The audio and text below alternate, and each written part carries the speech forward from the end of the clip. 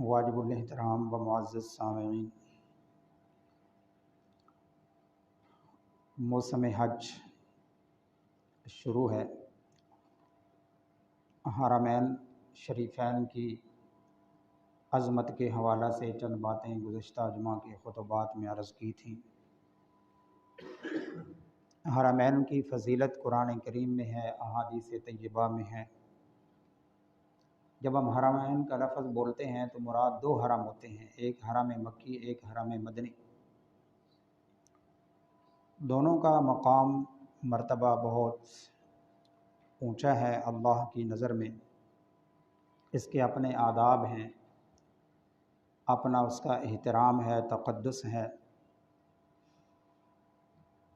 وہاں بڑی مقدس اور جگہیں ہیں، عرفات، منا، مزدلفہ، نمرہ، مسجد خیف، مشعر حرام، ایک سے ایک بڑھ کر اپنی جگہ فضیلت رکھتی ہیں۔ تو میدان عرفات جہاں حج کا رکن اعظم ہوتا ہے، وقوف عرفہ،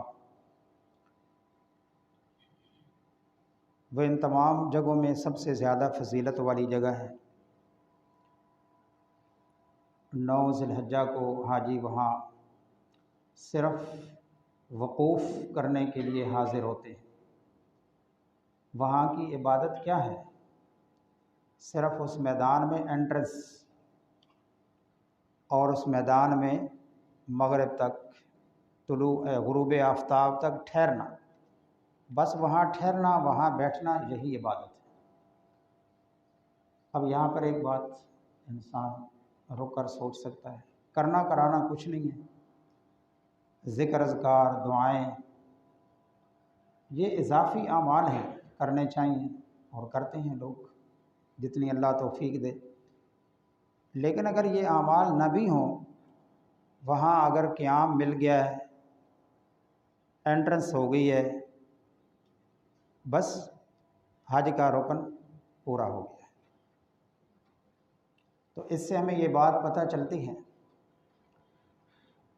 دین اسلام کیا ہے، اللہ اور اس کے رسول کی باتوں کا ماننا دین ہے، اور کچھ نہیں۔ نہ کوئی اس وقوف میں ہے، نہ نمازوں میں ہے، نہ روزوں میں ہے، نہ حج میں ہے، نہ زکوٰۃ میں ہے۔ اگر ہے تو اطیع اللہ و اطیع الرسول میں ہے، اللہ اور اس کے رسول کی اطاعت۔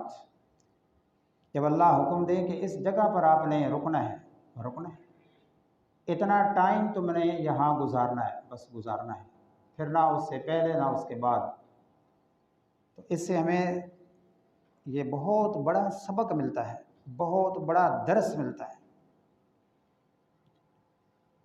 کہ مومن مسلم کتنا بڑا پابند ہے اپنے اللہ اور اس کے رسول صلی اللہ علیہ وسلم کی تعلیمات کا۔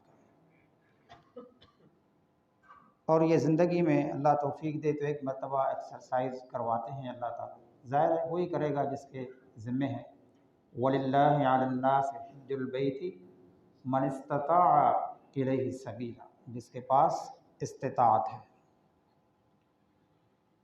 تو رسول اللہ صلی اللہ علیہ وسلم نے ایک ہی حج فرمایا، پہلا بھی وہی ہے، آخری بھی وہی ہے۔ تو آپ صلی اللہ علیہ وسلم نے فرمایا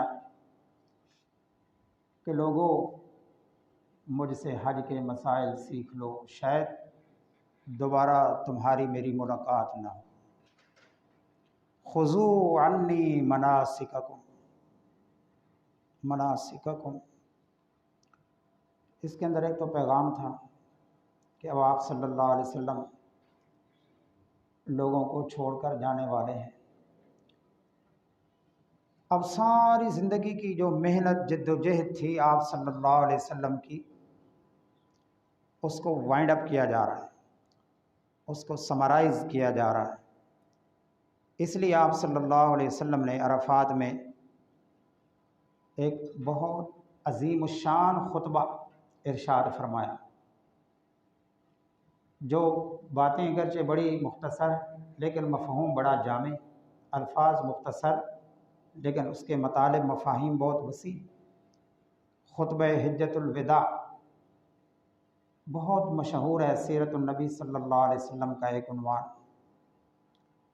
تو اس میں آپ صلی اللہ علیہ وسلم نے جو لوگوں کو ہدایات دی، حالانکہ تمام باتیں اہل ایمان پہلے یاد کر چکے تھے، ان کو حفظ کر چکے تھے، دین تقریباً مکمل ہو چکا تھا۔ چند ایک آیات ہیں جو بعد میں آئیں۔ اسی حج کے موقع پر عرفات کے میدان میں ہی یہ آیت بھی آئی، الیوم اکملت لکم دینکم واتممت علیکم نعمتی ورضیت لکم الاسلام دینا۔ آج کے دن میں نے تمہارے لیے تمہارا دین مکمل کر دیا ہے۔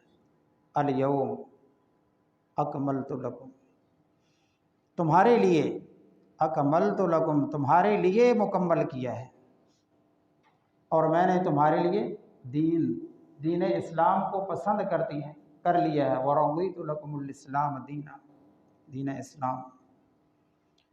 اب تمام باتیں جنہیں عقائد، عبادات، معاملات، اخلاقیات، ساری چیزیں رسول اللہ صلی اللہ علیہ وسلم اپنے صحابہ کو یاد کروا چکے تھے، سبقن پڑھا چکے تھے، پریکٹیکل کروا چکے تھے، تھیری ساری سمجھا چکے تھے۔ لیکن پھر بھی جیسا کہ جدائیاں قریب آ جائیں تو بڑے لوگ وصیت کرتے ہیں۔ رسول اللہ صلی اللہ علیہ وسلم نے بھی اپنے لوگوں کو وصیت فرمائی، بڑی جامع باتیں ارشاد فرمائیں عرفات کے میدان 9 ذی الحجہ کو۔ پھر آپ صلی اللہ علیہ وسلم نے 10 کو منا میں بھی خطبہ ارشاد فرمایا، دوسرے دن یوم النحر، عرفات کے بعد پھر منا جاتے ہیں حاجی، تو پھر منا میں آپ کا قیام تھا، منا میں بھی آپ نے خطبہ ارشاد فرمایا۔ تو دونوں کا مفہوم ملتا جلتا ہی ہے، عرفات کا خطبہ، منا کا خطبہ، یوم عرفہ کا، یوم النحر کا، باتیں تقریباً ملتی جلتی ہیں، کچھ چند ایک تھوڑا سا۔ تو آپ صلی اللہ علیہ وسلم نے جو باتیں ارشاد فرمائیں حجۃ الوداع کے خطبہ میں، وہ باتیں بڑی اہم ہیں، جس میں حقوق الناس، حقوق العباد کا بہت عمل دخل ہے۔ آپ صلی اللہ علیہ وسلم نے یہاں سے بات شروع کی کہ لوگوں، یہ خطبہ حجۃ الوداع کے نکات ہیں، اس کو ہم نے تھوڑا سا یہاں بیان کرنا ارادہ ہے۔ سب سے پہلے آپ صلی اللہ علیہ وسلم نے مال مسلم، خون مسلم، خون مسلمان کا خون، اس کے بارے میں زور دیا، اور آپ صلی اللہ علیہ وسلم نے باقاعدہ فرمایا جس طرح یہ شہر، یہ زمین، یہ جگہ، یہ مہینہ مقدس ہے، اسی طرح مسلمان کا خون بھی بڑا مقدس ہے، بڑا متبرک ہے، بڑی عظمت والا ہے، بڑی قدر ہے۔ حالانکہ خون مسلم کے بارے میں قرآن میں پہلے آ چکا ہے، وَمَن يَقْتُلْ مُؤْمِنًا مُتَعَمِّدًا فَجَزَاؤُهُ جَهَنَّمُ، یہ باتیں قرآن میں آ چکی ہیں، صحابہ قرآن حفظ کر چکے ہیں، قرآن کریم کو سمجھ چکے ہیں کہ مسلمان کا خون کتنا قیمتی ہے، اور جو ناجائز قتل کرتا ہے فَجَزَاؤُهُ جَهَنَّمُ، اس کی سزا جہنم ہے۔ قرآن کریم میں آ چکا تھا، صحابہ یہ باتیں سن چکے تھے، پڑھ چکے تھے، یاد کر چکے تھے۔ اس کے باوجود رسول اللہ صلی اللہ علیہ وسلم پھر ان باتوں کو ہائی لائٹ کر رہے ہیں، دوبارہ سے ریپیٹ کر رہے ہیں۔ کیوں؟ اہمیت بتانا مطلوب ہے کہ لوگوں، کسی کا ناجائز قتل نہ کرنا، خون نہ بہانا۔ اس کے بعد آپ صلی اللہ علیہ وسلم نے فرمایا مال مسلم، مسلمان کا مال، یہ بھی ناجائز طریقے سے نہ کھانا۔ حالانکہ قرآن سورۃ النساء یہ پہلے اعلان کر چکی ہے، لا تاکلوا اموالکم بینکم بالباطل، اے ایمان والو، ناجائز طریقے سے ایک دوسرے کا مال نہ کھاؤ، ایک دوسرے کا مال بالباطل، جھوٹ کے ذریعے، فراڈ، دھوکہ وغیرہ جتنے بھی ذریعے ہیں ناجائز، اس ذریعے سے اپنے مومن بھائی کا مال نہ کھائیں۔ لا تاکلوا اموالکم بینکم بالباطل وتدلوا بها الی الحکام، حکام کو، اتھارٹیز، جس کے پاس قلم کی اتھارٹی ہے، سگنیچر اتھارٹی ہے ٹینڈر پاس کرنے کی یا ٹھیکے دینے کی یا اس طرح جو ہمارے چلتا ہے، ان کو ضروری نہیں ہے کہ پرائم منسٹر اور پریزیڈنٹ ہی کی بات ہو، جس کے پاس بھی اتھارٹی ہے ان کو رشوت دے کر ناجائز مال نہ کھائیں۔ تدلوا بہا الی الحکام، قرآن میں یہ پہلے آ چکا تھا اور اس کو صحابہ یاد کیے ہوئے تھے، لیکن رسول اللہ صلی اللہ علیہ وسلم نے حجۃ الوداع پر پھر اس کو یاد کرایا کہ مسلمان بھائی کا مال ناجائز طریقے سے نہ کھانا، حرام طریقے سے مال کسی کا نہ ہتھیانا، جھوٹ بول کر، رشوت لے کر، سود کے ذریعے دھوکہ دے کر، وراثت میں گڑبڑ کر کے، زرعی زمینوں کا آپ نے الگ فرمایا، سکنی زمینوں کا الگ آپ نے فرمایا۔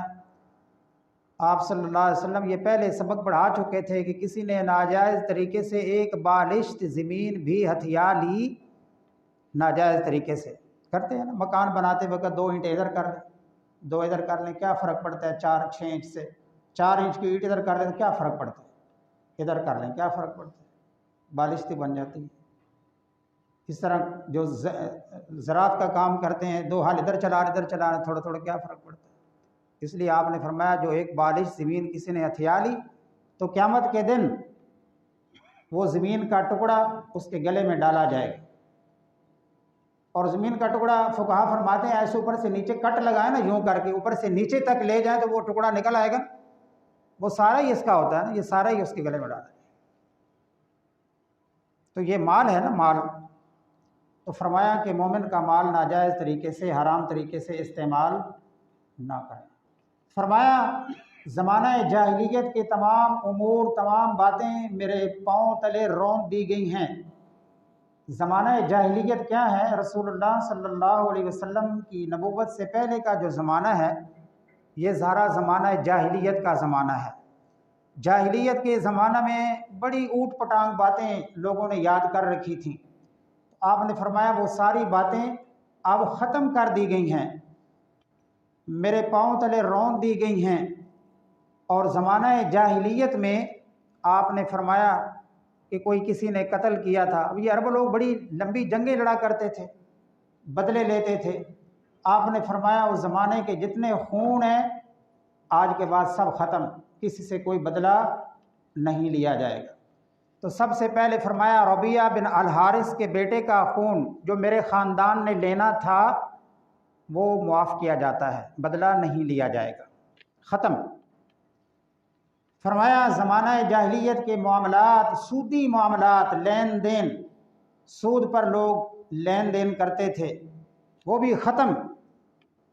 اب کوئی کسی سے کوئی اضافی رقم وصول نہیں کی جائے۔ اور عباس بن عبد المطلب جو آپ کے چچا تھے وہ بھی یہ کام کرتے تھے، فرمایا ان کا جو لین دین ہے، انہوں نے جو وصول کرنا ہے سب ختم، نہیں وصول کیا جائے گا۔ تو یہ جو آپ نے فرمایا خون جو بدلے لینے تھے ختم، اور سود رقم وصول کرنی تھی ختم، سب سے پہلے میرے خاندان کا ختم۔ اس میں آپ صلی اللہ علیہ وسلم نے یہ بات فرمائی، سمجھائی، داعی، مبلغ اس کے ذمے ہے یا اسے چاہیے کہ وہ اپنے آپ کو عملی نمونے کے طور پر پیش کرے، ورنہ اس کی بات میں وہ تاثیر نہیں ہوگی۔ پہلے خود کر کے دکھائے کہ یہ کام یوں کرنا ہے۔ تو آپ صلی اللہ علیہ وسلم نے سب سے پہلے اپنے آپ کو اس کام کے لیے پیش کیا کہ اب ہم ناجائز زمانہ جاہلیت کے سب کام کیا ہیں، ختم کرتے ہیں۔ اور آپ صلی اللہ علیہ وسلم نے زمانہ جاہلیت کے بارے میں تو اس حد تک فرمایا، اربع فی امتی، میری امت میں 4 باتیں جاری رہیں گی، لا یترکونہن، امت چھوڑنے کے لیے تیار نہیں ہوگی۔ ایسے جراثیم ہڈیوں میں، گوشت میں، خون میں رچ بس جاتے ہیں کہ وہ نکالنا بڑا مشکل ہوتا ہے۔ الفخر فی الاحساب والطعن فی الانساب الاستسقاء بالنجوم والنیاحہ، 4 باتیں۔ اپنے حسب نسب پر فخر کرنا، وہ فارسی میں ہے پدرم سلطان بود، ہمارا باپ بادشاہ تھا۔ گدڑ کہتے ہیں نا کہ ہمارا باپ بادشاہ تھا، تم کیا ہو، تمہارا کیا کردار، تمہاری سیرت کیسی ہے؟ تو فخر پر، نسب پر فخر کرنا زمانہ جاہلیت کی باتیں ہیں۔ نسب جو کسی کا ہے، کیسا ہے ویسا ہے۔ اسلام پریکٹیکل اس بندے کا دیکھتا ہے کہ تیرا کردار کیا ہے، تیرے اخلاق، تیرے معاملات، تیرا رویہ، تیرے لین دین، تیرا دین، تیرے عقائد و نظریات، تیرا لوگوں کے ساتھ حسن سلوک کیسا ہے، اس کی بات کر، اپنے باپ دادا کی بات نہ کر۔ میرے باپ دادا بڑے بہادر تھے، بڑی جنگیں لڑیں، تو کیا ہے؟ انہوں نے بڑے کارنامے سر انجام دیے، تو نے کیا کیا؟ وہ بڑے اچھے لوگ تھے، وہ بڑے بزرگ تھے، وہ بہت بڑے گدی نشین تھے، میں بھی گدی نشین ہوں۔ وہ بڑے علامہ فہامہ تھے، بڑے علماء تھے، وہ بڑے پیر تھے، بڑے مرشد تھے، میں بھی ان کی اولاد میں سے ہوں۔ یہ فلسفہ یہودیوں کا ہے۔ یہ یہودی کہتے ہیں نحن ابناء اللہ واحباؤ، ہمارے دین کا یہ فلسفہ نہیں ہے۔ ہمارے دین کا کیا ہے؟ تو خود کیا ہے، اپنے آپ کو پیش کر، اپنا کردار، اپنا کریکٹر، اپنی سیرت لیا، ہمارے ساتھ تیرا لین دین۔ تو یہ آپ نے فرمایا کہ زمانہ جاہلیت کے یہ ہیں۔ اور نسب میں تانا زنی کرنا، یہ بھی زمانہ جاہلیت کی باتیں ہیں۔ اور ستاروں کے ذریعے بارش کا طلب کرنا، یہ علم نجوم جو ہے سارا اس کے اندر آ جاتا ہے، یہ زمانہ جاہلیت کا۔